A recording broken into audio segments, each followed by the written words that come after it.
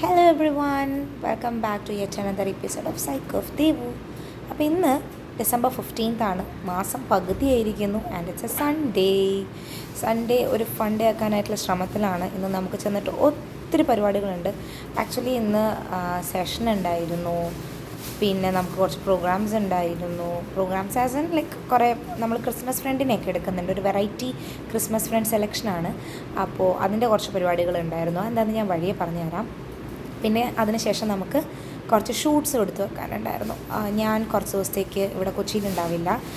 അപ്പോൾ അതിൻ്റെ മുന്നേ ആയിട്ട് കുറച്ച് വീഡിയോസൊക്കെ ഷൂട്ട് ചെയ്ത് വെക്കാം എന്നൊക്കെ വിചാരിച്ചിട്ടുള്ള പരിപാടികളായിരുന്നു. ഞാനിപ്പോൾ ലക്ഷ്മിയുടെ അടുത്ത് ഷൂട്ട് ചെയ്യുന്നതിൻ്റെ കുറച്ച് BTS എടുത്ത് തരുമെന്ന് ചോദിക്കുകയാണ് കേട്ടോ.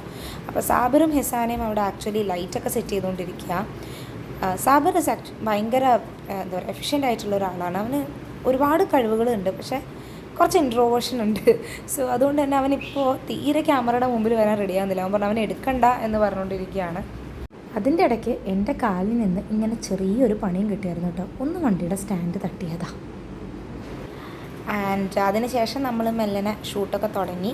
അടുത്ത കുറച്ച് റീൽസിന് വേണ്ടിയിട്ടുള്ള കോണ്ടൻറ്റ്സൊക്കെ എടുത്ത് വയ്ക്കുക, ഒരു സീരീസ് പോലെ ചെയ്യാൻ വേണ്ടിയിട്ടാണ്.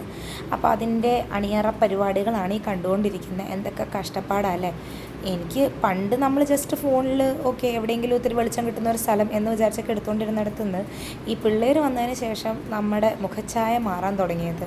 അവർ ലൈറ്റ്സും അതിൻ്റെ ഷെയ്ഡ്സും കാര്യങ്ങളൊക്കെ വെച്ചിട്ട് അല്ലെങ്കിൽ എസ്തെറ്റിക്സും ഒക്കെ നോക്കി സെറ്റ് ചെയ്യാൻ തുടങ്ങിയതിന് ശേഷം ഉള്ള മാറ്റങ്ങൾ കണ്ടറിയുന്ന സാധനങ്ങൾ തന്നെയായിരുന്നു. പിന്നെ അതിന് ശേഷം എന്തായാലും ലൈറ്റൊക്കെ എടുത്തല്ലേ, സാബിറും കുറച്ച് ഫോട്ടോസ് എടുത്തു. എന്നാൽ പിന്നെ എൻ്റെയും കുറച്ച് ഫോട്ടോസ് എടുത്ത് തരുമെന്ന് വെച്ച് അങ്ങനെ ഞാനും കുറച്ച് ഫോട്ടോസ് എടുത്തു. അതിനൊക്കെ ശേഷം ഞങ്ങൾ പിന്നെ എനിക്ക് 1-2 സ്ഥലങ്ങളിൽ കൂടെ പോകാനുണ്ടായിരുന്നു, കുറച്ച് ഡ്രസ്സൊക്കെ നോക്കാൻ വേണ്ടി. നെക്സ്റ്റ് വീക്ക് എൻ്റെ ഒരു ബെസ്റ്റ് ഫ്രണ്ടിൻ്റെ കല്യാണം. അതൊക്കെ കഴിഞ്ഞ് വീട്ടിൽ ക്ഷീണിച്ചെത്തി എന്നെയും കാത്തിരുന്നത് ഈ ഒരു ക്യാൻഡിൽ ലൈറ്റ് ഡിന്നറാണ്. ദാറ്റ് വാസ് സോ യം.